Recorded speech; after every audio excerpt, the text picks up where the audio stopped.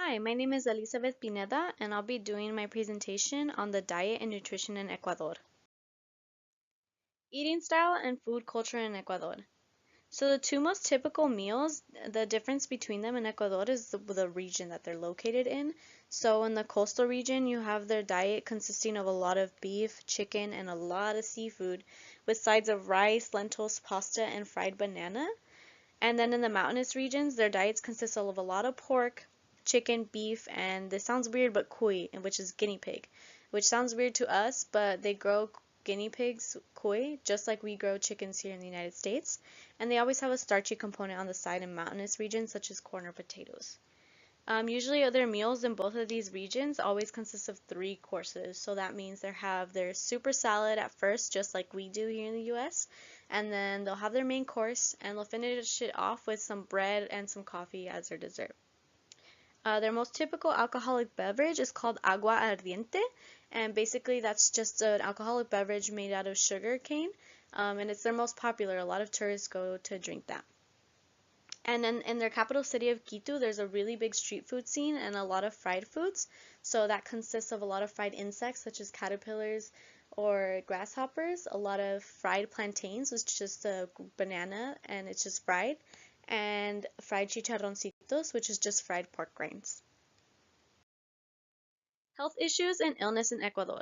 So some of the most common diseases in Ecuador include cardiovascular disease, diabetes, cancers, and the two most prevalent cancers in males and females is prostate and breast cancer, neuropsychiatric conditions, which has to do with the mental well-being of the citizens, and the chronic respiratory diseases.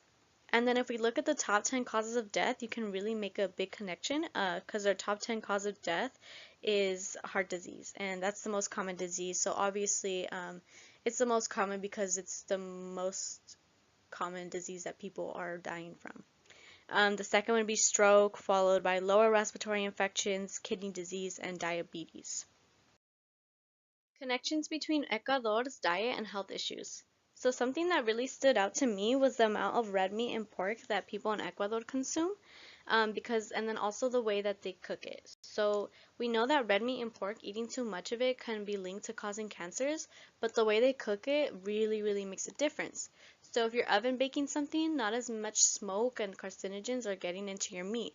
However, in Ecuador, they smoke a lot of their meat for the purpose that it tastes better, and a lot of those carcinogens and smoke are getting into their meat, which is why they have a high incidence of prostate and breast cancer. Additionally, the smoking process increases their chance of developing heart disease because of the fats and the cholesterol that are being juiced out of the meat as it's smoked over a fire. Another thing that stood out to me was starches. So they do eat a lot of starches such as potatoes, rice, and beans. And eating a lot of this can be linked to improving insulin, but if you look at the graph, it is one of the top killers in Ecuador and why people are passing away in addition to cardiovascular disease. And you can really make the connection that this is all the food that's available to these people, and this is what they're farming, and they may not have the medicine to be able to break down the glucose coming in from all those starches. They don't have the insulin to break it down, so that's why it would be one of the top killers in Ecuador. So globalization in Ecuador.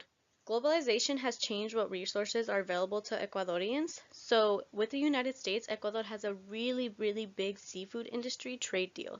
So the tuna fish that you get in a can comes from Ecuador most of the time. They have a really, really big prevalence of tuna inside their oceans.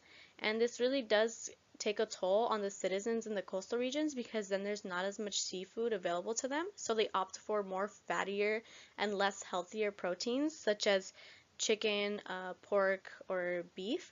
So they don't have this seafood, this other alternative anymore. Additionally, the family-owned farms and stores are losing the bigger corporations because they can't continue growing food and keeping up with the pace of the big corporations that are making processed foods. So they're losing a lot of money, losing their farms, and they just can't keep up.